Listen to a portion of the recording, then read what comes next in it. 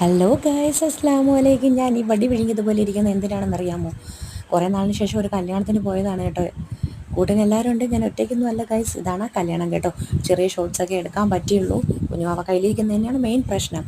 അമ്മമാരായിട്ടുള്ള എല്ലാവർക്കും അറിയാമായിരിക്കുമല്ലോ, കുഞ്ഞു മക്കളെയും കൊണ്ട് വെളിയിൽ പോകാൻ ഭയങ്കര ബുദ്ധിമുട്ട് തന്നെയാണ്. പിന്നെ വലിയ ബഹളമൊന്നും ഉണ്ടാക്കിയില്ല, മാറി മാറി എടുത്തുവെങ്കിലും വലിയ പ്രശ്നമൊന്നും ഉണ്ടായിരുന്നില്ല. നമ്മളിതാ ഇങ്ങനെ ഇരിക്കണം കേട്ടോ. ഫുഡൊക്കെ കഴിച്ചു. ഫുഡ് കഴിച്ചതിൻ്റെ ഷോർട്സൊന്നും എടുക്കാൻ പറ്റിയില്ല. അതാ നമ്മളിതാ പാട്ടും കേട്ട് ഒപ്പനത്താളവുമായി നമ്മൾ വീട്ടിലേക്ക് തിരിച്ചു പോവുകയാണ്. പ്രൈവറ്റ് ബസ്സിലെ കേസ്. അപ്പം നല്ല സൂപ്പർ പാട്ടൊക്കെ കേൾക്കുമായിരുന്നു. കൊള്ളാമോ? ഞാൻ ആകെപ്പാടെ നനഞ്ഞ കോഴിയെ പോലെ അല്ലേ, വിയർത്തിട്ട്.